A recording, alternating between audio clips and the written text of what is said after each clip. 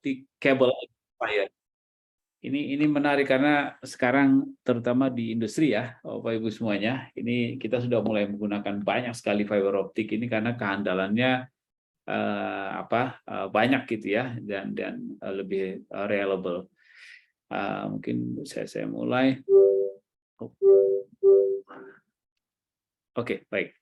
Jadi seperti saya sebutkan tadi, karena peningkatan penggunaan fiber optik kabel ini ya di industri, terutama untuk data communication system, sehingga ada satu riset yang sangat menarik. Jadi dia melakukan uji coba terhadap fiber optik ini against fire gitu. Jadi kalau dia kena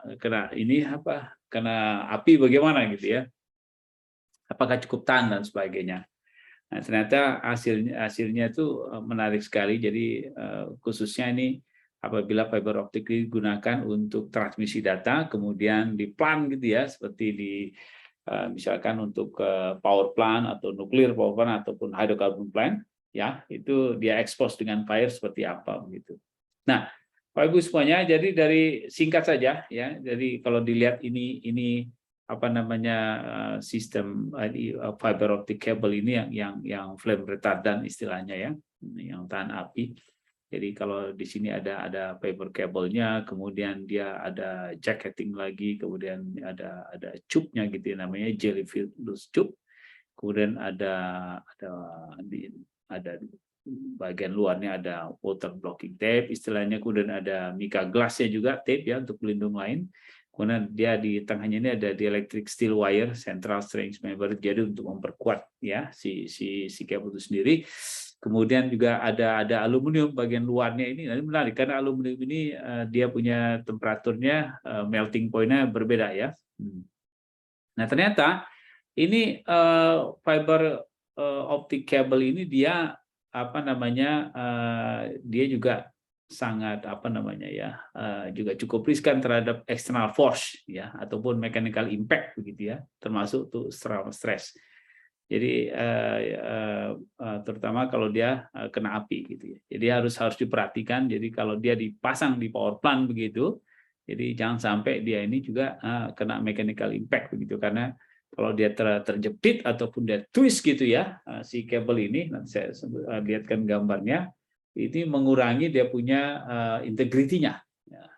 Jadi integrity si fiber cable ini kalau dia twist atau crashing gitu kena mechanical impact, itu mengurangi dia punya integritinya sendiri. Nah, tapi kalau kena panas atau radiasi, ini menarik karena ternyata si fiberglass ini dia baru bisa melting itu pada 2000 derajat Celcius, temperatur 2000 derajat Celcius. Ya, sementara kalau api biasanya kalau jet fire itu antara atau full fire 900 sampai 1200 derajat Celcius kan. Jadi kalau logam metal itu mulai melting itu 800 derajat Celcius sudah mulai break even ya.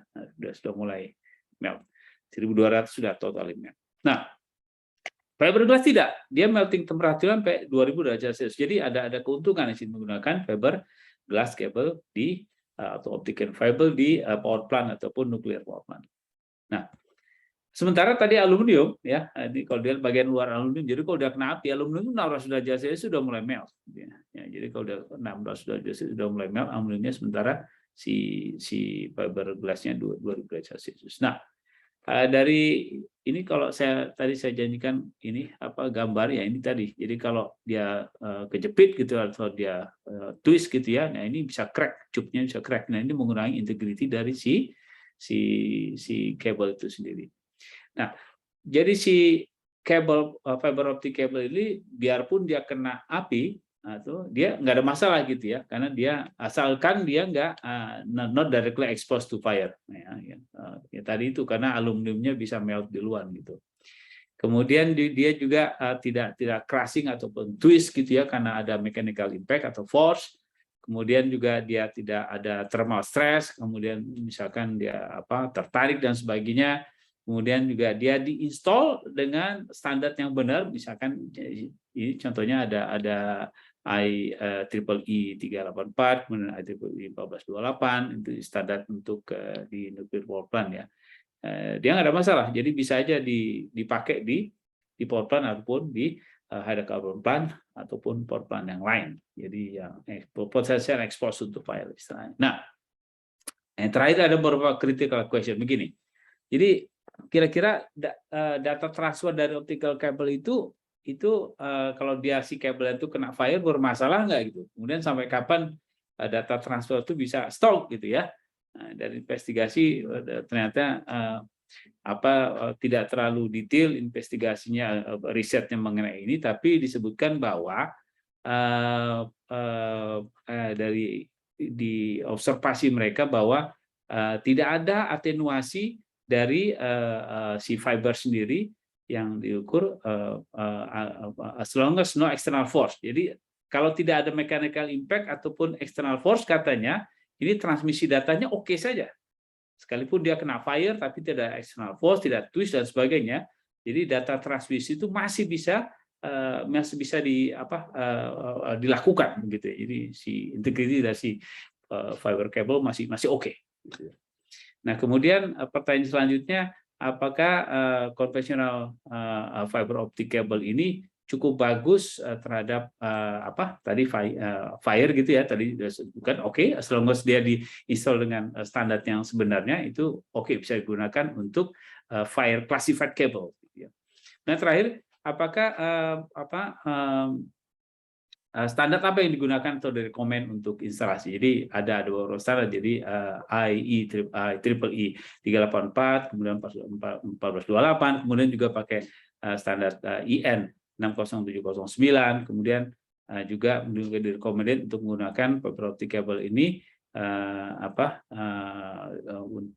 untuk high level of safety. Jadi direkomended lah kira-kira penggunaan fiber optic cable ini untuk fire safety system di plant gitu.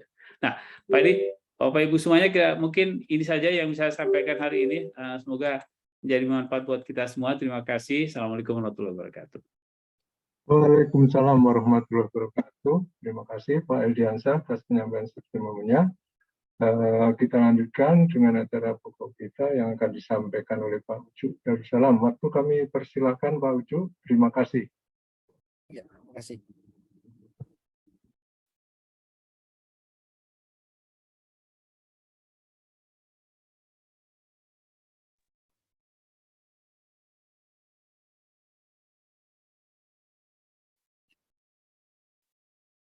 Terima kasih Pak Dr. Edi Laksono yang kami hormati dan kami muliakan.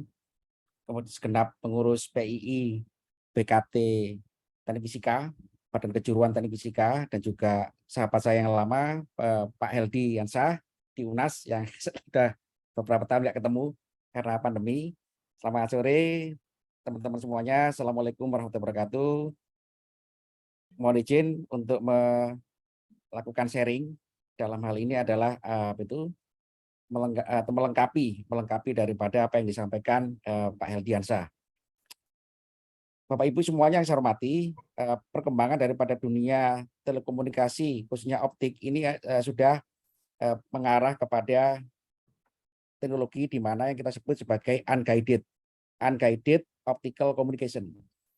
Bahwa perkembangan dunia telekomunikasi dulu direvolusi oleh perkembangan fiber optik yang sangat revolusioner, bisa membawa data yang sangat luar biasa dengan ukuran bahkan sampai ke terabit per second. Nah, ini perkembangan ini adalah daripada pemunculan daripada dua device yang utama. Yakni pertama adalah laser, dalam ini adalah laser semiconductor, kemudian adalah fiber optik. Teknologi yang mendriven telekomunikasi fiber optik ini yang didukung oleh dua piranti utama, yakni semiconductor laser dan fiber optik, ini sudah sangat matang sekali sejak tahun 80-an hingga tahun sekarang digunakan sebagai salah satu penghubung jaringan antar benua, bahkan juga antar negara, dan sudah bisa kita gunakan hingga saat ini. Nah, perkembangan ini Bapak Ibu, dari pemanfaatan fiber optik sebagai metode mengirimkan data secara guided, secara terpandu, terpandu, di mana dari sumber laser terpandu di dalam pandu gelombang yang bernama fiber optik. Nah, ini sekarang berkembang menjadi teknologi unguided, yakni teknologi di mana mengirimkan data tapi tidak melalui panduan fiber optik. Nah, teknologi ini termasuk dalam teknologi unguided optical communication, yakni teknologi komunikasi yang tidak terpandu dalam suatu pandu gelombang atau penghantar gelombang. Nah, salah satunya adalah teknologi unguided optical communication adalah free space optical communication. Karena itu dalam kesempatan yang baik ini, mohon izin kepada teman-teman semuanya yang di bidang Badan Kejuruan Teknik Fisika, saya men-share sedikit apa yang menjadi pengalaman kami. Topik kita kali ini adalah mengenai prospek Optical Relaying Networks atau ORN pada Free Space Optical Communication yang bisa digunakan untuk menghubungkan jaringan TIK antara perkotaan dan pedesaan. Free Space Optical Communication merupakan jenis pengembangan daripada teknologi komunikasi yang berbasis cahaya dengan memanfaatkan atmosfer sebagai media propagasi gelombang untuk mencapai dari destinasi hingga ke tujuan, dari sumber ke tujuan. Perkembangan teknologi ini sudah dimulai pada tahun sekitar tahun 2000-an, di mana NASA itu mulai menginisiasi adanya teknologi yang bisa melengkapi daripada teknologi satelit yang bisa mengantarkan data dari lapisan di angkasa menuju ke bumi. Kemudian teknologi ini berkembang menjadi utamanya paling mudah adalah yang bisa digunakan untuk daerah terestrial, di daerah itu darat agar bisa menjadi salah satu pelengkap opsi di dalam melengkapi keunggulan daripada fiber optik, baik yang telah diterapkan di bawah laut maupun juga di darat. Dan ke depan teknologi daripada Free Space Optical Communication ini adalah mengarah kepada fleksibilitas dalam mobile communication, bahkan juga sudah dimulai untuk melakukan penjajakan sebagai platform untuk DSO atau Deep Space Optical Communication.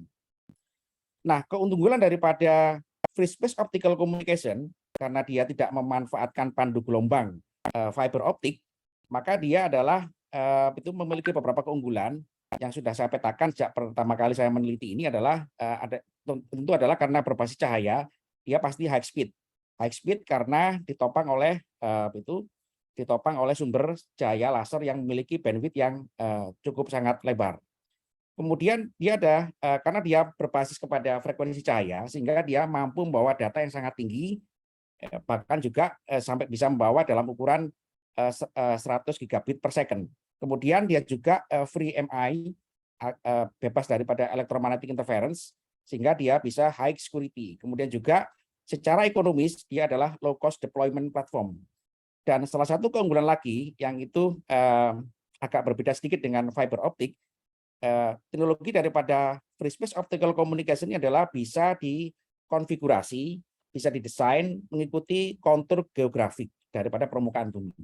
Dan lebih penting lagi adalah teknologi daripada Free Space Optical Communication ini adalah free license, artinya semua pihak dalam hal ini institusi maupun kelembagaan bisa ikut mengembangkan tanpa adanya kekhawatiran berbenturan dengan hak paten.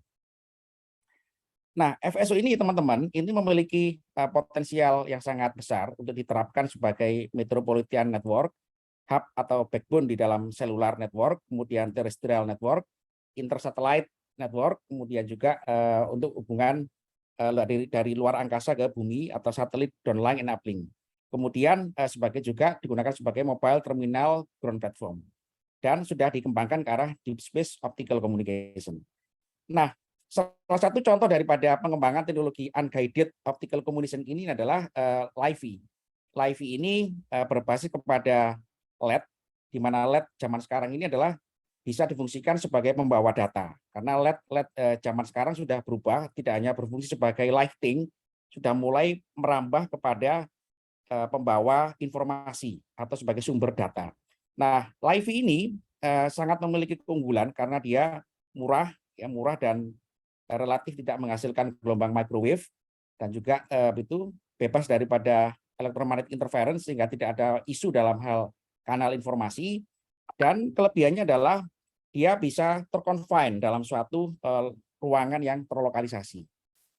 Sehingga pastinya LiFi ini sangat potensial kalau misalkan diterapkan untuk itu sebagai perpanjangan akses internet di dalam suatu area tertentu kan yang bersifat indoor tertutup ya kan, kemudian bisa itu bisa mengantarkan data yang lebih tinggi daripada berbasis kepada microwave atau WiFi yang biasa kita gunakan. Kemudian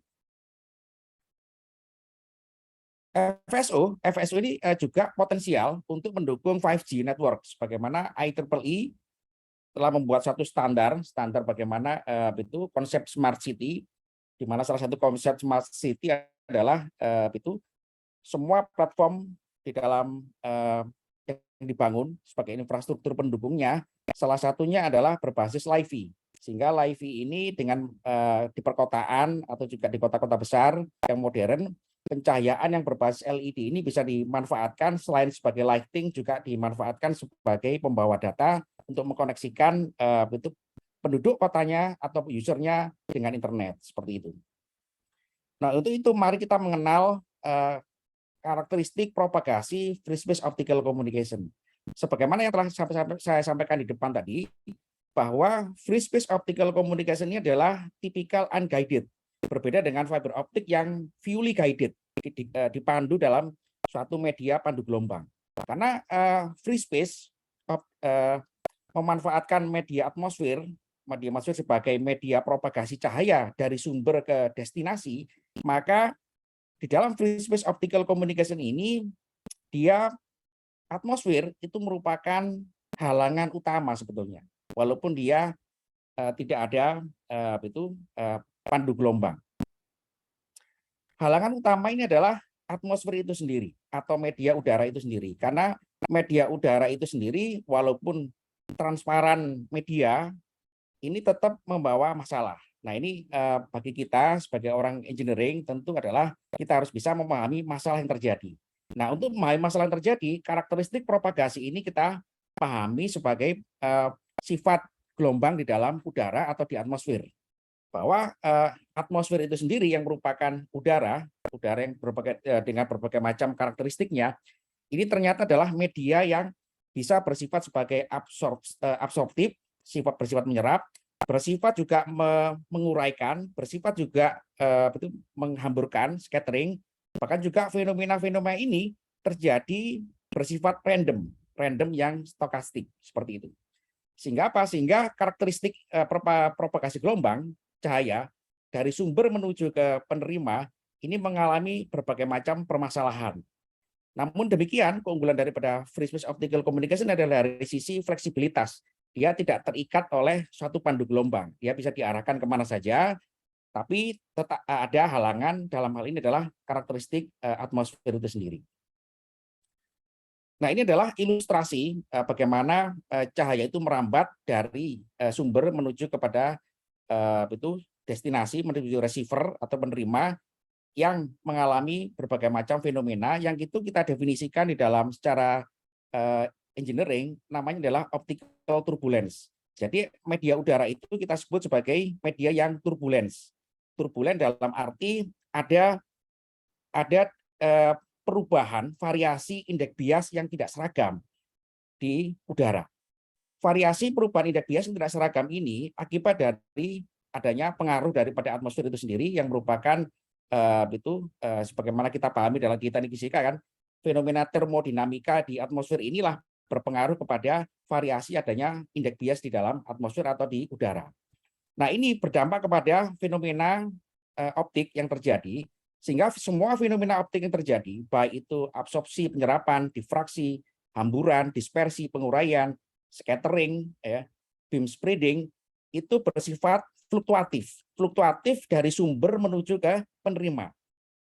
Fluktuasi daripada fenomena optik ini berdampak kepada karakteristik gelombang yang datang ke penerima, yakni adanya variasi juga di dalam gelombang dalam bentuk amplitudo, fase, koherensi, terutama kalau sumber yang kita gunakan adalah sumber cahaya koheren monokromatis yakni laser, itu berubah secara fluktuatif. Sehingga apa? Sehingga juga karakteristik sinyalnya itu juga mengalami perubahan dan juga otomatis wavefront. Nah, fluktuasi yang bersifat random ini pada karakteristik gelombang yang diterima oleh receiver itu berdampak kepada penurunan performansi. Performansi dalam hal ini adalah signal to noise ratio dan bit error rate. Sehingga juga berdampak kepada menurunkan jarak destinasi atau jarak bentangan antara sumber ke penerima. Dan kalau misalkan skemanya adalah skema DWDM atau Dense Wavelength Division Multiplexing di dalam sistem yang diterapkan, maka terjadi namanya interchannel crosstalk, bahkan juga sampai ke time latency for long distance propagation. Teknik-teknik atau metode yang telah di-develop oleh para peneliti di seluruh dunia itu bisa kita petakan menjadi 6 wilayah utama untuk menyelesaikan permasalahan karakteristik optical turbulence di dalam atmosfer ini. Ya, ini ada metode spatial diversity, ada cooperative diversity, ada optical amplification, ada adaptive optic, ada photosensor design, dan time diversity. Dari semua metode-metode ini tentu merupakan pilihan bagi kita jika kita ingin menerapkan FSO. Metode-metode mana yang bisa kita ambil, kita kombinasikan untuk diterapkan agar menjamin bahwa karakteristik propagasi tadi itu bisa kita minimalkan. Tentu karakteristik propagasi tadi tidak bisa dihindarkan, pasti akan terjadi. Tentu tugas kita sebagai engineer adalah meminimalkan atau juga menghindari karakteristik daripada propagasi yang tidak kita inginkan, seperti itu. Nah, motivasi penelitian kami adalah melihat free space optical communication ini sangat potensial untuk diterapkan di mana-mana, termasuk juga di Indonesia. Maka kalau kita lihat daripada peta perkembangan daripada penerapan komunikasi fiber optik, ini sudah relatif matang di Indonesia, sudah bisa menghubungkan di semua pulau, bahkan juga dari sisi kecepatan data rate juga sudah sangat besar hingga 80 Gbps dari informasi terakhir yang kami dapatkan. Maka ada suatu ide bagaimana kalau misalkan jaringan fiber optik ini diintegrasikan dengan FSO, karena jaringan fiber optik ini yang menghubungkan semua provinsi atau perkotaan itu berhenti di tingkat kota-kota besar. Nah, agar komunikasi optik ini sampai ke daerah rural atau suburban, maka ada suatu ide bagaimana kalau all optical signal ini berlanjut ke pedesaan dengan cara kita sambungkan dengan platform free space optical communication, seperti itu. Nah, kalau kita lihat dari data terakhir dari data Open Signal dari webnya yang meneliti masalah WiFi, maka ini data tahun 2017 Bapak Ibu, di mana bahwa tingkat aksesibilitas atau tingkat kecepatan internet kita di seluruh Indonesia ini kalau kita lihat mostly hampir hijau, tapi ada daerah tertentu terutama di kepulauan yang itu adalah sinyalnya sangat rendah. Sinyal adalah sangat tidak cukup untuk bisa mengakses ke internet. Nah, ini artinya adalah suatu peluang bagi kami untuk melihat bahwa ada titik-titik di seluruh penjuru Nusantara ini yang perlu menghadirkan internet, ya kan, tanpa membangun suatu platform telekomunikasi yang mahal. Sehingga karena jaringan fiber optik itu sudah ada di kota-kota besar, maka jaringan fiber optik ini tinggal kita integrasikan ke dalam platform free space optical communication. Sehingga itulah ide dasar kami bahwasanya free space optical communication ini yang relatif bersifat murah, low cost, dan juga low energy consumption, ini bisa menyambungkan antara sinyal di fiber optik dengan pedesaan atau daerah suburban. Riset outcome yang kami rancang adalah tujuannya adalah kami merancang suatu metode penyambung komunikasi dari kota ke pedesaan yang sudah memiliki infrastruktur fiber optik ini agar tersambung sinyalnya dengan optical relaying networks. Tujuan kami adalah agar performansi daripada platform free space optical communication ini tidak menurun akibat optical turbulence di atmosfer. Sehingga peningkatan SNR dan penurunan ordebar ini kita menjadi perhatian utama, dan di mana ini difaktorisasi oleh yang namanya bandwidth noise di dalam kita menerima sinyal dari free space optical communication. Kemudian sinyal yang kita rancang ini adalah harus bersifat robust. Robust artinya optical relay network ini atau ORN ini bisa kuat dari sumbernya di kota menuju ke pedesaan. Nah, ini kita menggunakan salah satu metode yang namanya adalah itu metode penguatan sinyal secara optik yang bernama IDFA atau Erbium Doped Fiber Amplifier.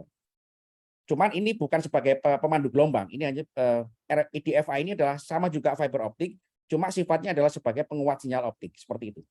Kemudian ORN ini juga kita rancang ini adalah adaptive path length.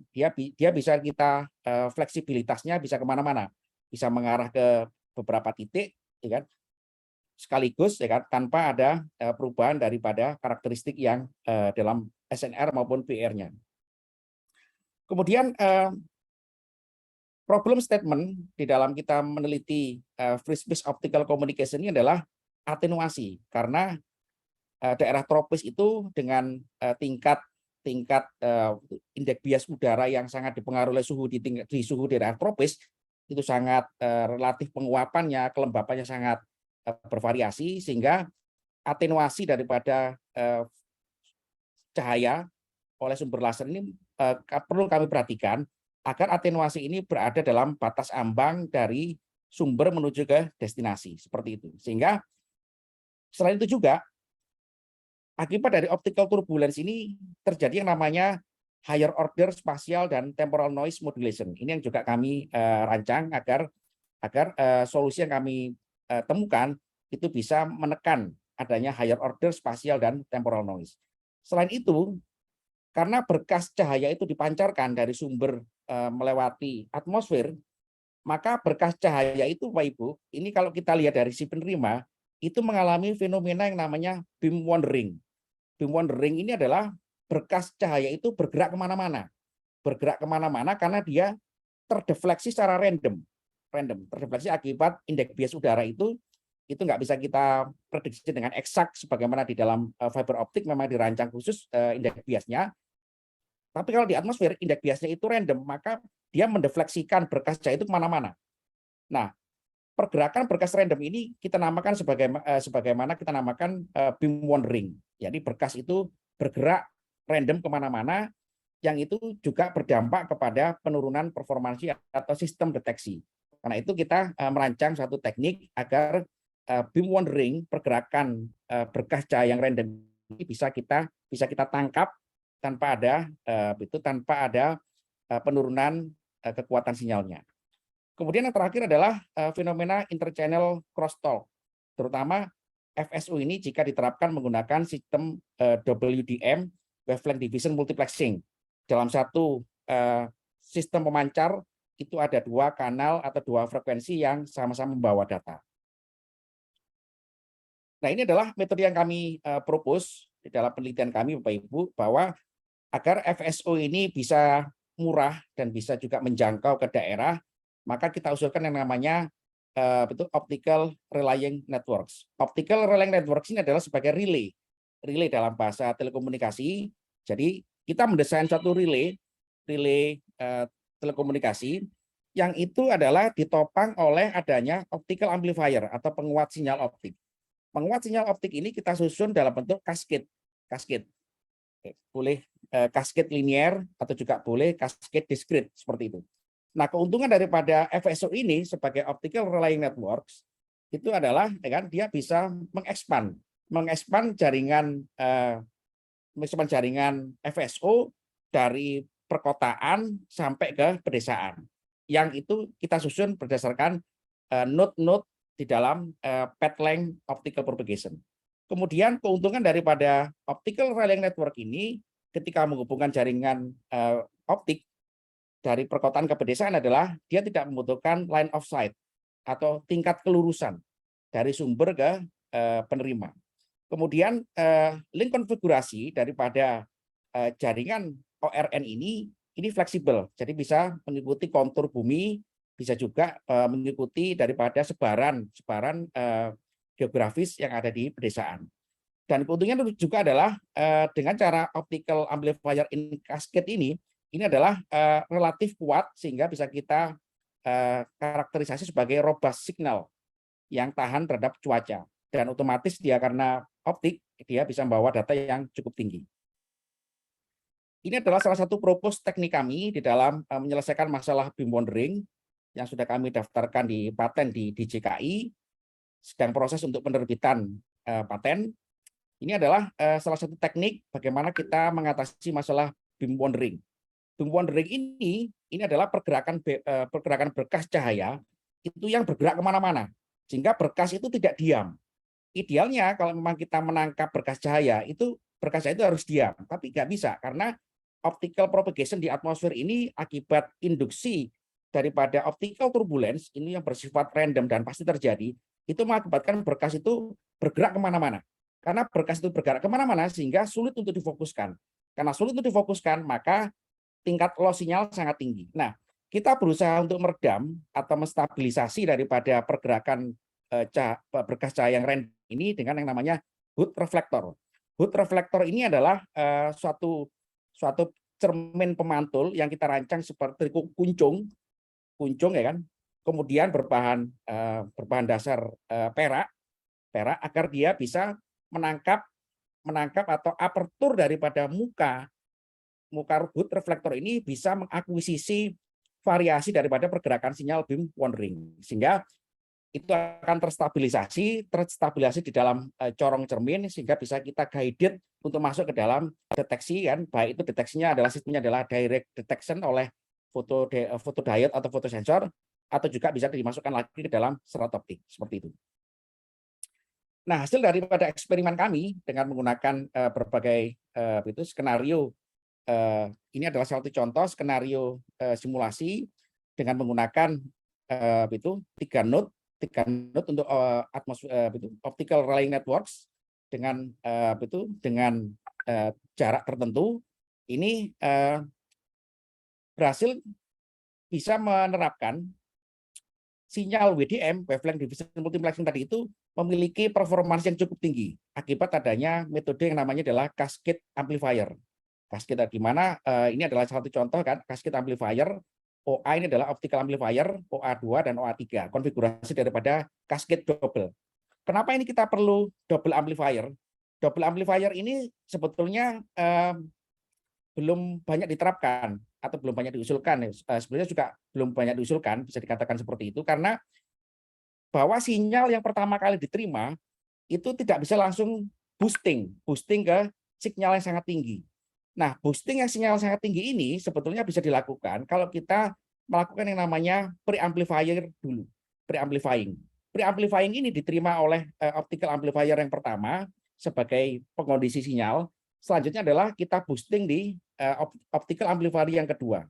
Sehingga sinyal tadi itu selain tinggi, itu juga bisa lebih kuat daripada kita menggunakan single optical amplifier, seperti itu. Nah, jadi optical rallying networks ini bisa kita terapkan. Kuncinya adalah penguatan sinyal itu harus kita rancang sebagai cascade atau bertingkat, penguatan bertingkat dari yang pertama, yang kedua, seperti itu. Dan seterusnya nanti kalau kita membutuhkan beberapa node, maka kita tinggal menerapkan cascade amplifier ini di beberapa node selanjutnya sampai ke destinasi. Nah, untuk mengatasi masalah karakteristik daripada sinyal spektral, bagaimana kita menekan daripada perubahan karakteristik sinyal spektral, ini adalah kita menggunakan teknik yang namanya adalah spatial filtering. Gambar yang kanan ini adalah gambar daripada pengukuran sinyal spektral dari laser 1552 atau 155,2 nanometer yang mengalami perubahan karakteristik. Jadi perubahan karakteristik ini terjadi karena induksi optical turbulence, sehingga sinyal itu bisa kita lihat yang di atas ini adalah sinyal ini mengalami deformasi yang bisa kita cukup rusak ya, sehingga sinyal ini harus kita normalisasi karena sinyal ini membawa data sehingga kita normalisasi menggunakan teknik spatial filtering sehingga sinyal ini menjadi normal. Nah, ini cukup berhasil meningkatkan performansi SNR maupun menekan bit error rate. Yang kedua adalah bagaimana kita mengkarakterisasi daripada sistem penerimaan. Sistem penerimaan juga kami karakterisasi. Sistem penerimaan ini secara umum, tentu kita tahu di dunia optik itu ada dua sensor yang terkenal. Ada sensor yang berbasis pin untuk komunikasi ya, komunikasi optik ya. Ada yang berbasis APD, ada yang berbasis intrinsic ya, photodiode, ada yang berbasis avalanche photodiode. Nah, ini kami karakterisasi juga. Kami karakterisasi dengan percobaan dengan ini dari dua jenis sinyal, sinyal yang bersifat NRZ, non return to zero maupun juga return to zero. Ini ternyata adalah ada hal yang menarik. Hal yang menarik bahwa adalah sinyal yang NRZ, non return to zero, itu lebih robust di dalam propagasi di atmosfer dibandingkan dengan yang RZ, return to zero. Kemudian performance daripada sinyal yang berbasis penerimaan berbasis pin atau APD ini juga ternyata APD atau avalanche photodiode jauh lebih robust juga seperti itu. Kemudian dalam kesempatan yang baik ini juga saya menemukan satu masalah. Tentu kita dunia engineering selalu berhasil menemukan masalah, walaupun itu belum tentu kita selesaikan secara elegan. Nah, ini adalah fenomena short pulse propagation. Seperti kita ketahui Bapak Ibu, optical communication itu membawa data yang sangat tinggi. Konsekuensinya adalah bandwidth pulsa itu sangat sempit. Nah, bandwidth pulsa yang sangat sempit itu ketika berinteraksi dengan optical turbulence, tentu terjadi fenomena yang namanya fenomena tumbukan antara sinyal yang short duration, very short duration dengan media yang bersifat pelebaran sinyal. Sebagaimana kita lihat di dalam hasil pengukuran ini adalah sinyal yang sangat kuat, 19,5 dBm. 19,5 dBm ini kalau dikonversi ke watt itu sekitar hampir 200 miliwatt. Jadi sinyal laser 200 miliwatt ini yang perfect ya, merambat di atmosfer tanpa ada gangguan, itu yang atas ini. Tapi begitu dia merambat di atmosfer, optical turbulence terjadi, nah sinyal ini mengalami kerusakan hingga drop ke di bawah hampir mendekati minus 80 dBm. Dan apa yang terjadi? Yang terjadi adalah adanya pelebaran pulsa. Nah, pelebaran pulsa ini berbeda dengan di teknologi komunikasi fiber optik yang itu adalah bersifat permanen. Pelebaran pulsa di dalam atau duration of pulsa ini adalah bersifat random. Nah, pelebaran ini mengindikasikan adanya noise modulation akibat daripada pengaruh optical turbulence. Nah, ini yang menjadi masalah di kami yang sedang kami selesaikan, walaupun itu sedang dalam tahap penyelidikan, bagaimana cara kita menekan adanya pelebaran pulsa ini akibat pengaruh daripada induksi turbulensi atmosfer. Nah, ini adalah summary sekilas daripada hasil sharing kita hari ini, bahwa untuk jenis sinyal yang bagus digunakan di dalam free space optical communication ini adalah baiknya adalah NRZ, non return to zero. Walaupun juga ada sinyal-sinyal modifikasi yang lain, tapi basic sinyal yang bisa kita terapkan adalah sinyal yang berbasis pada NRZ, sistem modulasinya, non return to zero. Kemudian untuk metode direct detection, ini rekomendasi dari hasil penyelidikan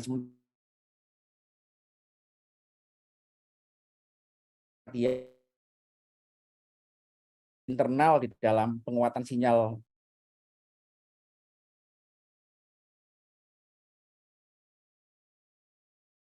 bisa robust karena dia lebih lebar itu permukaan deteksinya, sehingga dia bisa menerima sinyal lebih banyak dan juga bisa memperkuat sinyal seperti itu. Kemudian dari hasil simulasi kami dan juga analisis kami, WDM di dalam konfigurasi optical relay network ini bisa mengekspan dan juga kemampuan transmisi data, sehingga nanti bisa dipotensial untuk diterapkan menghubungkan antara jaringan fiber optik yang sudah matang di perkotaan sampai ke pedesaan dengan peningkatan performasi yang cukup signifikan. Demikian teman-teman, terima kasih atas waktu dan kesempatannya. Saya berterima kasih atas undangan dari Pak Edi Laksono sebagai Ketua BKTF. Sekian, assalamualaikum warahmatullahi wabarakatuh. Waalaikumsalam warahmatullahi wabarakatuh. Terima kasih Pak Ucu Darussalam atas paparannya ya, sangat menarik. Kita lanjutkan dengan tanya jawab ya. Silakan ditulis di chat box, nanti saya bacakan pertanyaannya. Yang sudah muncul di sini dari Pak Adi Haryanto ya. Pak Ucu, bila line of sight-nya tidak terlalu penting, maka kualitas komunikasinya gimana Pak? Bukannya line of sight menentukan signal to noise ratio? Silakan Pak. Ya, terima kasih Pak Edi. Ya, line of sight itu memang betul syarat utama. Tapi line of sight ini yang saya maksud adalah line of sight yang tidak langsung dari sumber asal langsung ke penerima. Jadi line of sight ini saya diskretkan, Pak Edi. Saya diskretkan kan, misalkan kita kepingin menghubungkan jarak antara kota dengan dengan pedesaan itu jarak 50 km. Ini kalau langsung 50 km line of sight langsung itu nanti bermasalah. Jadi line of sight-nya itu saya pecah menjadi diskret menjadi 5 kilometeran, 5 km seperti itu. Sehingga itulah konfigurasi yang saya sebut sebagai optical relying networks ya kan, yang itu fleksibel bisa mengarah ke mana saja, tapi dengan catatan tidak langsung sekian puluh kilometer demikian. Jadi tetap line of sight, tapi basisnya adalah kita perkecil jaraknya untuk memperkecil kemungkinan gangguan di atmosfer. Demikian, Pak Edi. Baik, berikutnya dari Pak Ahmad Zainuri. Nah, untuk sistem FSO yang Bapak rancang itu jangkauan signal maksimumnya berapa kilometer? Iya, saat ini 5 km, Pak. 5 km dengan kemampuan laser dan optical amplifier yang ada ya, seperti itu. Baik, berikutnya dari Pak Jonat ya. Disampaikan terdapat beberapa daerah yang weak signal atau tidak hijau seperti yang dipaparkan. Pertanyaan, mengapa terjadi hal tersebut? Apa penyebabnya? Apakah karena pengaruh cuaca atau gravitasi di wilayah tersebut? Terima kasih. Iya. Mohon izin Pak Edi, mohon diulang. Tadi saya kurang jelas. Oh ya, baik. Ini. Jadi tadi disampaikan terdapat beberapa daerah yang signalnya lemah. Ya. Tidak hijau dipaparkan. Ya. Nah, kenapa terjadi hal tersebut? Apa penyebabnya? Apakah karena pengaruh cuaca atau gravitasi di wilayah tersebut? Ya, terima kasih Pak Edi atas pertanyaannya. Itu data dari Open Signal, Bapak Ibu. Open Signal itu bisa dibuka di web ya. Open Signal ini adalah meneliti WiFi ya, meneliti WiFi tingkat aksesibilitas internet di seluruh negara. Bapak Ibu bisa cek di situ ya. Dalam hal ini adalah Open Signal itu meneliti infrastruktur yang sudah disediakan oleh semua negara. Jadi kemampuan infrastruktur itulah yang dianggap sebagai penyebab utamanya. Kalau masalah yang lain-lain terkait dengan berbagai macam gangguan tidak disebutkan ya. Jadi data tadi adalah data ketersediaan infrastruktur atau gap infrastruktur kan untuk melebarkan jaringan internet ke seluruh daerah. Demikian, Edi. Baik, berikutnya dari Pak Paul Wijaya. Apakah zat-zat pencemar udara, asap, emisi dari industri dapat mempengaruhi kualitas sinyal? Ya, betul sekali, Edi. Memang karena tadi ya, atmosfer itu adalah media udara yang tentu tidak bisa kita kendalikan, tidak bisa kita kontrol ya. Dalam term ilmu kita, tentu ya, media udara ini adalah bersifat natural, sehingga bisa kita katakan fenomenanya adalah fenomena stokastik random seperti itu ya. Sehingga semua variasi itu harus bisa kita terima. Namun tugas kita sebagai engineering tentu adalah kita bisa membuat penekanan atau meminimalkan efeknya seperti itu. Demikian Pak Edi. Baik, ini yang bertanya silakan dituliskan ya, atau bisa mengangkat tangan untuk menyampaikannya. Tapi sambil menunggu pertanyaan, mungkin saya ingin bertanya ke Pak Ucu. Ini yang tadi disampaikan ini juga sudah dicoba di mana ini, Pak? Ya, per 5 km. Ya, dicoba di kampus, Pak. Di Kita kampus, trial di kampus ya. Oh. Bukan antar gedung lah, antar gedung ya. Antar gedung. Antar gedung ya Pak ya? Ya, antar gedung, betul, betul. Oh, dipakai untuk apa saja nih Pak? Ini kalau di tempat Pak Ucu ini. Ya, kita coba koneksi network biasa, Pak, network komputer ya. Network komputer kita kasih load ya. Berapa sih kemampuan datanya yang bisa dibawa dengan desain yang kami lakukan, nah seperti itu ya. Jadi untuk dicoba di real open space ya kan, kita memang belum, tahapnya belum karena termasuk dari roadmap kami Pak Edi ya, roadmapnya masih cukup panjang dan tentu infrastruktur pendukung yang lain juga perlu kami siapkan seperti itu. Baik. Muncul pertanyaan lagi nih Pak, ini sambil ngobrol muncul satu dari Pak Junard ya. Tadi juga udah bertanya, mohon penjelasan tentang metode cermin pemandu cahaya penerima sinyal untuk komunikasi optik bebas. Apakah cermin bisa mengarahkan gelombang cahaya untuk komunikasi? Kemudian seperti apa bentuk atau gambaran free space optik? Terima kasih. Ya, terima kasih.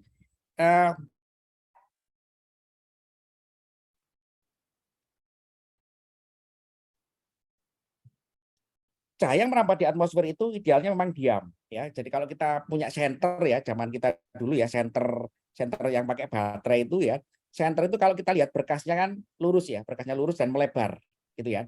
Lurus dan melebar karena memang karakteristiknya seperti itu. Tapi kalau laser ini setelah dipancarkan dan itu di-expand menggunakan beam kolimator. Kalau teman-teman dulu belajar optik ya, itu namanya ada beam kolimator di laboratorium optik kita masing-masing, terutama juga di Teknik Fisika ITS dulu ada Pak Edi ya. Itu beam kolimator ini adalah mengekspan berkas cahaya optik dari sumber titik menjadi diameter tertentu. Nah, diameter tertentu ini merambat di atmosfer. Nah, diameter sumber cahaya laser yang monokromatis koheren ini waktu berinteraksi dengan media atmosfer ini ternyata tidak diam. Ya, tidak diam. Kenapa? Karena ada pengaruh optical turbulence tadi itu. Optical turbulence kita definisikan secara keilmuan kita itu adalah akibat indeks bias yang tidak seragam atau bervariasi. Indeks bias tidak seragam ini dari jalur propagasinya itu mengakibatkan defleksi cahaya yang bergerak terus. Sehingga apa? Sehingga waktu dia menuju ke penerima, dia tidak pas di daerah fokus. Waktu difokuskan diterima oleh lensa penerima, dia tidak jatuh tepat di titik fokus yang kita kendaki.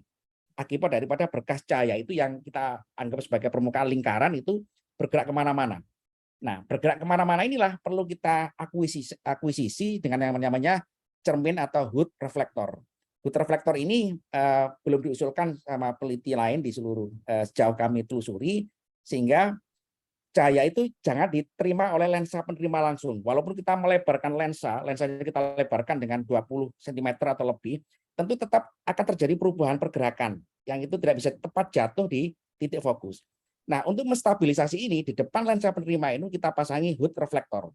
Hood reflektor ini nanti dia katakanlah berkas cahaya itu jatuh di luar lensa atau jatuh di luar sumber aksis atau titik aksis titik garis lurusnya, dia akan terbentur oleh hood reflektor. Hood reflektor ini akan membalikkan ke lensa, menormalisasi dengan rancangan sudut tertentu, sehingga diharapkan kalau terjadi pergerakan berkas cahaya lingkaran tadi itu atau muka cahaya itu bergerak kemana-mana, maka dia akan terbentur oleh hood reflektor di depan lensa penerima, sehingga balik ke lensa penerima. Untuk balik juga tidak langsung balik, tentu di situ ada namanya pantulan beberapa kali sampai dia menuju ke lensa penerima, sehingga berkasnya minimal daripada jatuh di luar titik fokus atau jatuh di luar area deteksi daripada fotodiode untuk yang metode direct detection, atau yang jatuh di luar fiber optik yang kita rancang seperti itu. Demikian Pak Edi. Berikutnya dari Pak Pawijaya. Dibandingkan dengan metode komunikasi data yang lain seperti gelombang radio, fiber optik, kabel, apakah metode FSO ini kompetitif atau murah dan mudah diaplikasikan? Ya, sangat kompetitif Pak, karena radio itu dalam hal ini adalah microwave, kemampuan membawa datanya dan juga membawa data dan juga untuk menggelar microwave ya, berbasis sel yang kita nikmati saat ini kan daya yang digunakan sangat tinggi. Nah, Bapak Ibu tentu yang pernah bekerja di area telekomunikasi kan, BTS ini kan mengkonfigurkan cell network ya, cell network. Nah, cell network ini Bapak Ibu, kalau Bapak Ibu cek ya kan, itu ketahuan dayanya berapa watt yang bisa digunakan hanya untuk satu tower. Tapi kalau dengan optik Bapak Ibu, optik ini sangat-sangat low consumption energy. Sehingga apa? Sehingga kalau kita menggunakan teknologi free space optical communication, daya yang digunakan bisa jadi adalah cukup dari baterai yang disuplai dari sel surya atau panel surya. Karena daya untuk katakanlah optical amplifier atau juga laser semiconductor itu berkisar antara sekitar ya 5 watt DC ya. 5 watt DC itu sudah bisa mensuplai kebutuhan untuk pemancar dan juga untuk optical amplifier dan seterusnya. Seperti itu. Jadi sangat kompetitif dari sisi katakanlah energi yang digunakan. Dari sisi kemampuan data tentu juga kita tahu karena kemampuan daripada itu wireless ya kan, tentu kita tahu kemampuannya di bawah di dalam order giga. Tapi kalau free space optical communication itu mendekati atau setara dengan fiber optik yang mendekati di atas 10 gigabit per second. Demikian Pak Edi. Baik, sambil menunggu ini pertanyaan lagi Pak. Kalau open space ini apa tidak mudah terganggu? Ada pihak-pihak lain yang mungkin ingin mengganggu jalur komunikasinya ini, Pak? Iya, tentu ada. Ya, namanya gangguan itu tidak kita pungkiri pasti ada, ya pasti ada. Jadi gangguan ini memang itu kalau ada bisa menangkap ya, tentu bisa berbagai macam ya. Ada yang menggunakan cermin untuk menyadap. Tapi kan decoding itu kan urusan selanjutnya ya, problem selanjutnya kan. Mungkin bisa menangkap sinyal, tapi tidak bisa mendecode information ya. Jadi salah satu penopang daripada teknologi komunikasi ini kan ada teknologi decoding ya. Nah, tentu saya tidak memungkiri itu kan, pasti bisa ya. Demikian Pak Edi. Oke. Kalau dari yang dicoba selama ini dengan jarak 5 km itu kecepatannya sampai seberapa besar ini? Ya, kecepatan data atau gimana Pak Edi? Mohon Ya, izin. datanya. Ya, kecepatan data ya kan yang sudah kita coba ini kan mampu 2 gigabit per second ya, 2 gigabit. 2 gigabit Ya. per second ya, Ya. sekali Ya. itu. Ya. Berarti ini ya banyak kapasitasnya sangat besar ini dengan Sangat besar, betul, sangat besar. Satu channel ini ya Pak ya? Satu channel Pak, satu channel, betul. Ya. Dan cuma masalahnya juga sangat besar. Oh, masalahnya mungkin bisa di-share juga ini Pak masalahnya. Betul. Ini muncul lagi nih dari Pak Dasri ya ini ya. Izin bertanya Pak Ucu, sejauh ini bagaimana ekspansi pengembangan FSO terhadap daerah 3T dan bagaimana pula dengan sebaran-sebaran jangkauan di pegunungan? Terima kasih. Ya, terima kasih Pak Edi kan. Tentu teman-teman kan FSO ini belum dilirik oleh operator ya karena memang operator sudah sangat mapan dengan teknologi microwave ya dan juga sangat mapan dengan teknologi fiber optik ya karena sudah semua vendornya sudah ada semua ya. Nah, yang untuk teknologi ini penerapannya belum ada ya, sejauh ini belum kami cek ya di beberapa operator belum ada. Padahal alat ini tersedia dari vendor-vendor yang kami telusuri sudah lengkap Pak Edi ya, sudah pemancarnya dan penerimanya sudah jadi semua. Ada yang kapasitas untuk militer itu sampai 20 km juga ada ya. Sampai yang area untuk di bawah 1 km juga banyak sekali kan. Ini sebetulnya operator telekomunikasi kita ini sebetulnya adalah belum ada yang melirik karena salah satunya adalah mungkin belum ada tenaga ahli yang mengetahui hal ini ya, ataupun juga tahu tapi belum tahu bagaimana cara mengatasi masalah-masalah yang terjadi. Demikian Pak ini. Ya, nah mungkin masalah-masalah tadi itu mungkin perlu disampaikan oleh Pak Ucu ya, ini masalah yang terkait dengan yang open space sepertinya gitu loh. Ini barangkali selama ini ada kendala-kendala yang perlu diselesaikan. Ya, betul. Ya, betul Pak Edi. Betul. Karena memang optik ini memang sangat sulit teman-teman karena dia sifatnya adalah unguided, tidak terpandu dalam pandu gelombang fiber optik yang kita ketahui bersama. karena cahayanya itu merambat. Kalau fiber optik seperti kita ketahui kan merambat di serot optik ya. Serot optik kalau gagal komunikasi ya pasti putus, pasti ada gangguan deformasi di dalam serot optiknya. Tapi kalau free space optical communication ini gangguannya perlu tambahan ilmu sedikit Pak Edi, ya, ada tambahan ilmu ya kan. Bagaimana kita memastikan atau making ensure that optical propagation ini memang betul tidak ada gangguan atau masalah seperti itu. Ya. Baik, ini muncul lagi pertanyaan dari Pak Jonat. Apakah bisa diberikan penjelasan keuntungan dan kerugian penggunaan FO dan sistem satelit dalam jaring telekomunikasi, dan bagaimana teknologi FSO dan fiber optik dari segi peretasan atau cyber? Terima kasih. Ya, terima kasih teman-teman ya. Keunggulan atau juga kelemahan daripada FSO. Keunggulan FSO, sebagaimana yang tadi saya sampaikan di depan, memang adalah dia salah satunya adalah free license ya, free license, dan itu dari sisi pengembang itu tidak ada masalah dengan hak paten ya. Seperti Bapak Ibu kan, kalau misalkan menerapkan sebagai operator kan untuk menerapkan satu jaringan FO, tentu Bapak Ibu kan ini sudah tersedia semua ya, tinggal implementasi kan dan itu deploy seperti itu. Tapi kalau FSO Bapak Ibu, FSO itu free license. Kita bisa mendesain sesuka-suka kita. Suka kita dalam arti kan sesuai dengan desain engineering kita. Wave jenis sumber lasernya bebas, tidak ada standarisasi. Kalau fiber optik itu ada standarisasi kan, standarisasi mengikuti itu ITU. ITU itu sudah membuat standarisasi kan, jenis laser semikonduktor yang digunakan, channelnya semua sudah distandarkan semua oleh ITU atau International Telecommunication Unit seperti itu. Sampai ke dalam jenis fiber optiknya. Teman-teman kalau pasti pernah bekerja di operator kan, ada jenis-jenis fiber optik kan, versi J, standar J sekian dan seterusnya. Nah, kalau FSO Bapak Ibu, ini sejauh ini belum ada standar kan, sehingga bisa kita terapkan sesuai dengan desain yang kita kendaki, baik dari sisi sumber sampai ke dalam sisi piranti-piranti pendukung lainnya. Nah, salah satu keunggulan daripada FSO ini adalah sebetulnya adalah fleksibilitas.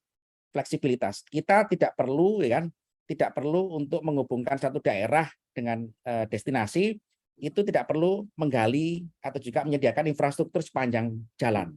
Kita cukup memasang tower ya, yang tower itu bisa kita konfigurasikan sebagai optical relying networks ya, dengan cara discrete tadi itu ya, sehingga dari sisi operasional jauh lebih murah secara perhitungan, karena kita tidak perlu deploy optical fiber atau juga menggelar optical fiber sepanjang destinasi, sepanjang rute propagasi sinyal yang kita kendaki. Kemudian dari sisi security, Bapak Ibu, tentu kalau security ini, free space optical communication ini bisa disadap, ya, bisa disadap, asalkan memang tahu caranya, cara menyadapnya kan, karena propagasi berkas gelombang ini transparan ya, transparan ya, tidak terlihat karena panjang gelombang yang digunakan adalah di daerah infrared ya, inframerah, di daerah di atas 800 nanometer sampai ke daerah C-band atau L-band ya. Nah, ini Bapak Ibu tentu adalah untuk menyadap free space optical communication, tentu ada tekniknya sendiri yang tidak mudah saya kira ya, karena walaupun toh kita bisa ya, tentu adalah sama juga dengan dengan teknologi telekomunikasi yang lain kan, untuk mendekode informasi itu tidak semudah yang kita rancang seperti itu ya. Demikian Pak Edi. Baik, sambil menunggu pertanyaan lagi Pak. Ini kalau komponen-komponennya apa nih kalau kita mau mencoba nih Pak? Ya. Jadi dari pengirim, penerima, terus perangkat-perangkat penunjangnya. Nah itu kalau mau mencoba di lab itu berapa nih Pak? Ini diperlukan ini Pak. Ya.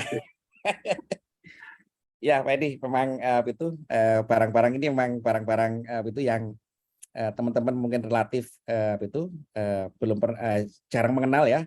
Jadi sumber pemancar, syaratnya adalah sumber pemancar. Sumber pemancar itu adalah basisnya adalah laser semikonduktor ya. Laser semikonduktor itu seperti dulu kita pelajari kan, ada berbagai macam jenis ya, ada jenis itu DFB kan, distributed feedback laser ya, DFB laser yang sudah matang digunakan sejauh ini ya. ada juga FCSEL ya kan, ada teknologi vertical cavity surface emitting laser ya kan, VCSEL ya. Ada juga teknologi laser yang lain. Tapi yang mostly digunakan untuk telekomunikasi rata-rata di DFB sama di VCSEL seperti itu. Nah, laser yang kita gunakan adalah laser DFB ya. DFB yang juga digunakan di teknologi optical fiber communication.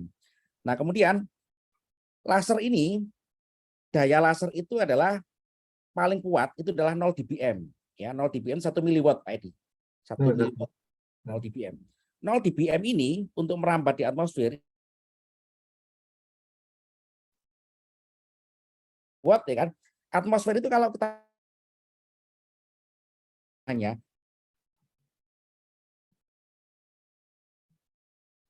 Terputus-putus ini, Pak.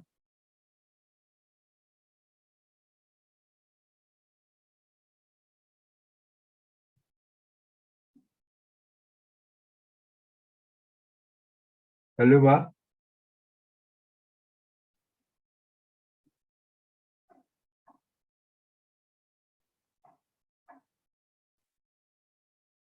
Halo, halo.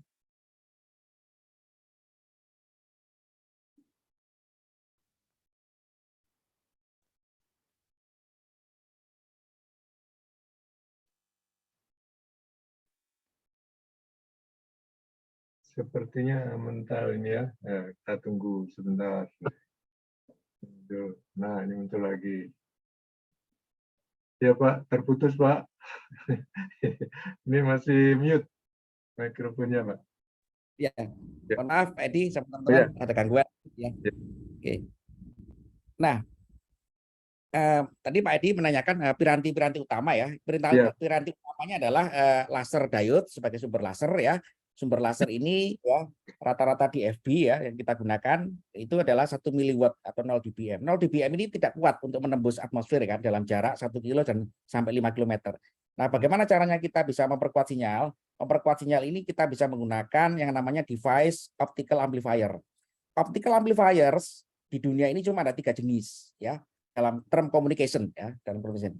Itu ada EDFA berbasis pada erbium doped fiber amplifier ya kan? Atau serat optik yang didoping dengan rare earth material ya kan seperti erbium, ytterbium dan lain-lain ya.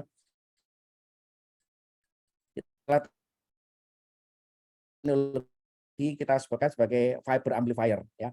Jenis Raman amplifier, teknologi Raman. Raman amplifier ini adalah teknologi yang sangat bagus sekali kan, cuman itu sangat banyak noise-nya juga ya, karena dia fiber optik yang dipumping dengan energi laser high density energy laser. Jadi dia juga bisa memperkuat sinyal. Kemudian teknologi ketiga adalah teknologi SOA, teknologi semiconductor optical amplifier. 3 jenis ini. Nah, kita pilih mana yang paling mudah dengan karakteristik yang nanti bisa teman-teman pelajari kan. Teman-teman bisa milih EDFA boleh, Raman amplifier boleh, semiconductor amplifier boleh. Goalnya adalah memperkuat sinyal tadi itu dari sumber laser. Setelah sinyal kuat sampai ke level kira-kira 20 dBm output, maka sinyal cahaya ini kita collimated. Collimatednya adalah agar apa? Agar sinyal ini tidak langsung kan dari sumbernya ini kan langsung menuju ke atmosfer ini kan, ini tidak bersifat poin tapi bersifat berkas cahaya.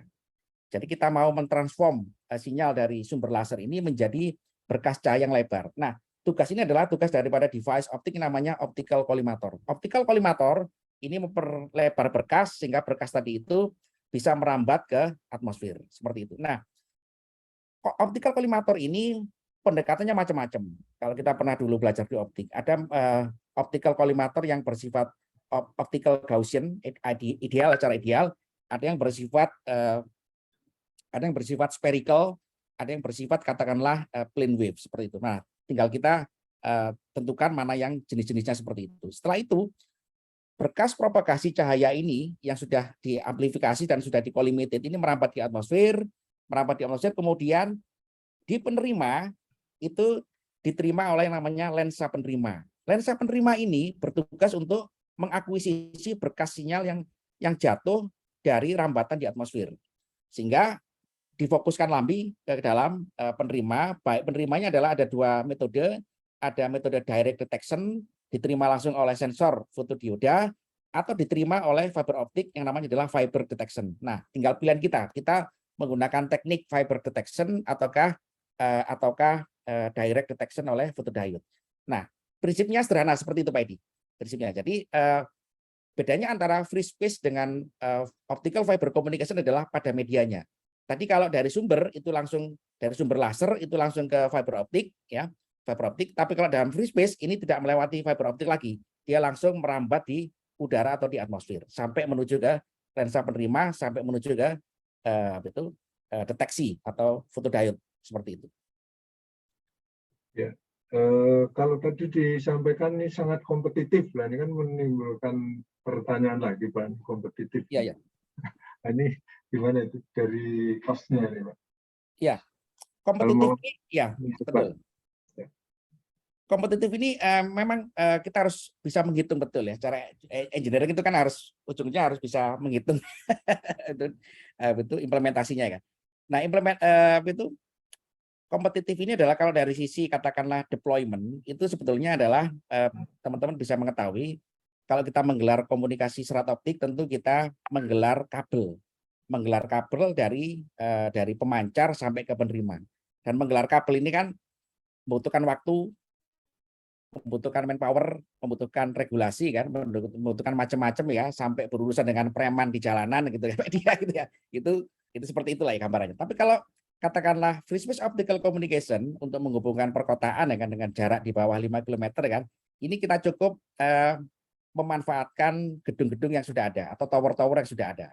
Tower-tower yang sudah ada ini tinggal kita konfigurasikan sebagai hubungan antara free space optical communication, pemancar dan penerima seperti itu. Jadi kita tidak lagi deploy atau menggelar fiber optik di sepanjang jalan.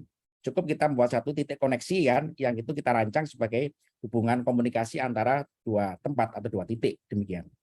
Kemudian dari sisi data kalau misalkan bersaing dengan microwave, tentu microwave kita tahu kan kemampuan itu seperti kita belajar dulu di telekomunikasi kan bahwa itu berapa sih data yang bisa dibawa oleh frekuensi karier ya dalam telekomunikasi kan maksimal sekitar 5% ya dari frekuensinya ya.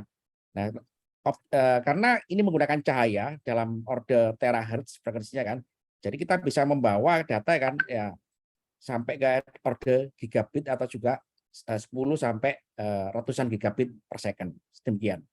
Jadi dari sisi kompetitif ini kita bisa kita dekati dari sisi kemampuan transmisi data dan juga dari sisi deploy sistemnya atau physical platformnya. Demikian Pak Edi. Baik, kalau pakai pemandu pakai kabel kan ujung-ujungnya gampang bisa kita dapatkan nih. Sekarang kalau ini harus ditaruh jarak 5 km dan harus line of sight, ini kan berarti si penerima ini harus benar-benar berhadapan sama si pengirimnya ini. Nah, ini cara settingnya gimana? Apa nggak ada masalah atau ada satu teknik sehingga ini juga kalau cuma gitu sih ya nggak terlalu masalah gitu. Ya. Nah, itu gimana? Ya, memang FSO ini dilengkapi dengan PAT ya, teknologi stabilisasi berkas, stabilisasi LOS ya, line of sight ya, itu PAT ya, tentu kita sebagai orang kontrol paham ya, ada teknologi positioning, acquisition and tracking ya, PAT ya. PAT ini disematkan juga Pak di dalam pemancar dan penerima gitu. Jadi itu untuk jadi jika nanti ini match gitu kan, itu udah gak ada masalah ya, gak ada masalah ya seperti itu. Jadi untuk menerapkan teknologi ini kan nanti kalau misalkan teman-teman mau menerapkan ya tinggal cari aja vendor yang pemancar dan penerima FSU ini sudah dilengkapi dengan teknologi PAT, positioning, acquisition dan tracking. Jadi tinggal kita nggak jadi soal seperti itu. Itu juga sama menggunakan laser juga ya, laser inframerah di daerah 800 nanometer kan, pakai metode triangle ya, titik-titik triangle ini dari dua titik harus ketemu, klik. Nah, kalau udah klik ya tinggal kita lihat aja performansinya. Demikian Pak Edi. Ya, nggak untuk sampai ke sana kan katakan nih geser ketinggian sedikit aja ya. Kan nyambung ini Pak. Betul. Ada apa mungkin katakan ada detektornya juga itu kan ya. Mungkin dia baru bisa nyambung kalau oh ini toleransinya sekian ya gitu. Iya betul.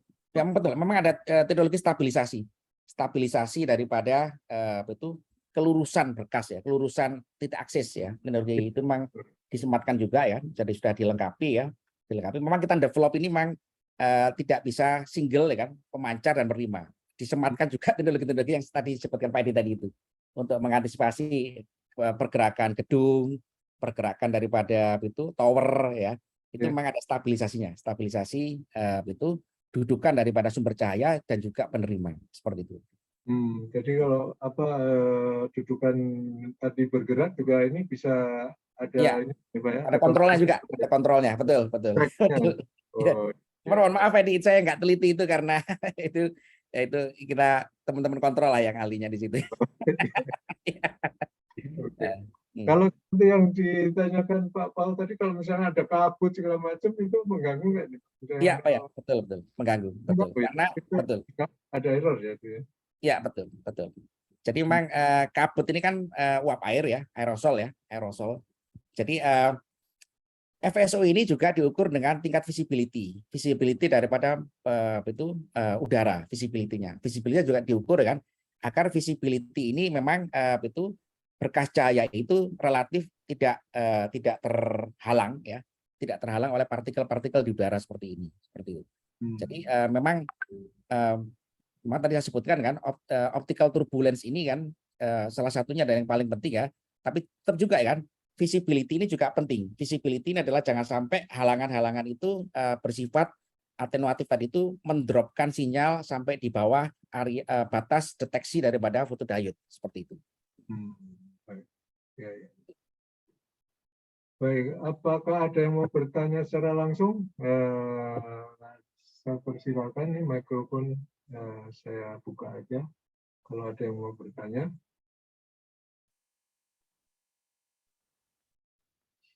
Kalau di tempat Pak Ucu, penelitinya berapa orang nih Pak kegiatan ini Pak? Ya, Pak Edi, mau izin? Kalau di tempat Pak Ucu yang melakukan kegiatan penelitian seperti ini, ada berapa orang nih Pak? Iya, ya sejauh ini tentu saya dengan pembimbing saya masih berlanjut dengan Pak Dr. Purnomo Siti Priambodo di UI, di Departemen Teknik Elektro UI masih berlanjut ya, kemudian juga dengan mahasiswa kami juga berlanjut ya kan. Jadi memang aktornya cuma 2 Pak. Saya dengan promotor gitu. Oh gitu. Dengan beliau masih berlanjut seperti itu. Iya. Adakah yang mau bertanya secara langsung? Silakan. Izin Pak Edi, Oh ya, banyak tanya sore ini. Oh ya, Pak. Silakan Pak. Ya, menarik untuk lapangan-lapangan minyak yang sumur-sumur di terpencil ini untuk mengirimkan data ini efektif sekali saya rasa.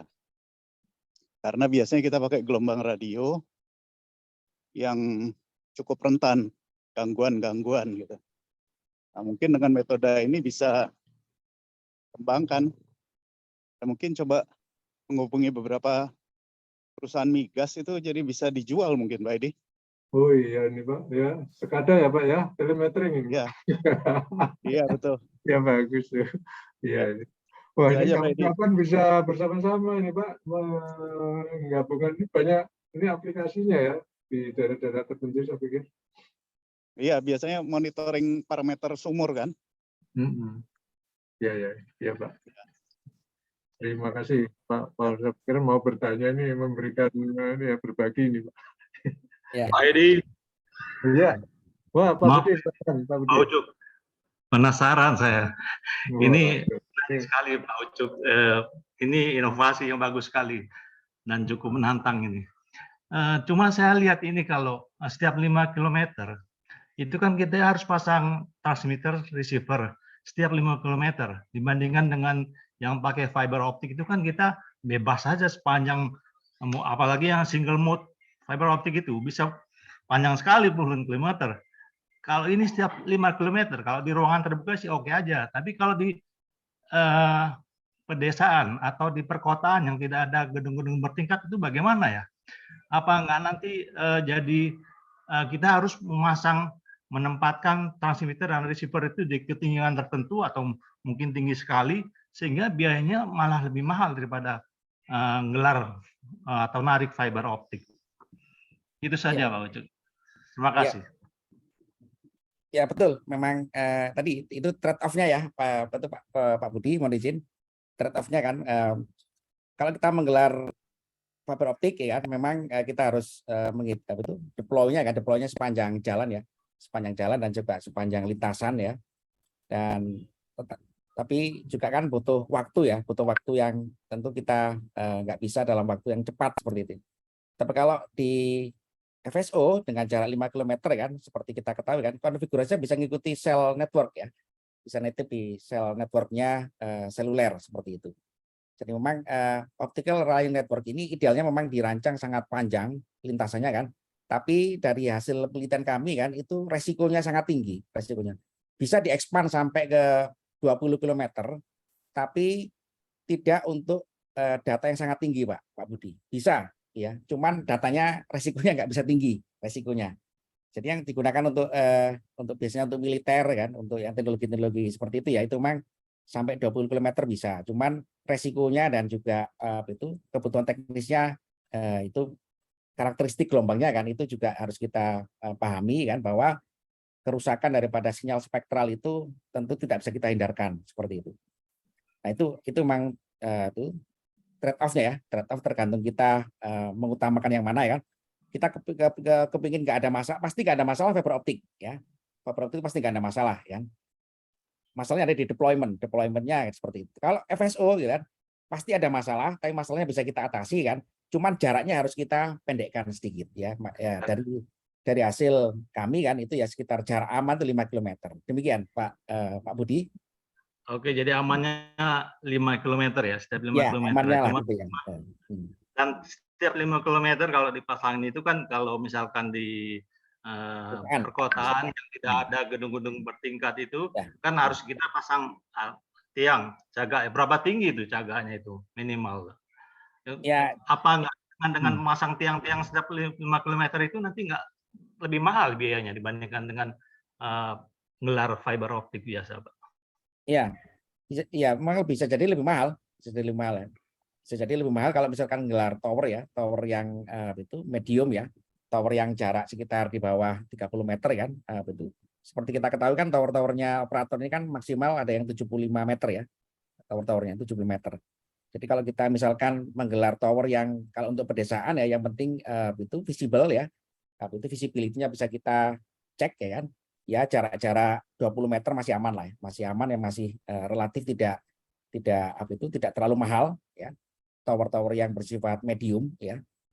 Kecuali tower-tower yang bersifat memang untuk microwave ya, itu memang sangat mahal sekali. Demikian. Jadi ya ini bisa kita siasati sebagai kita sebagai orang engineering ya, bahwa tower itu bisa kita desain dengan cara yang lebih low cost ya, lebih murah demikian. Oke, baik. Terima kasih Pak Ucup. Ya. Maju terus, semangat. Ya, terima kasih Pak Budi. Ada lagi yang lain barangkali?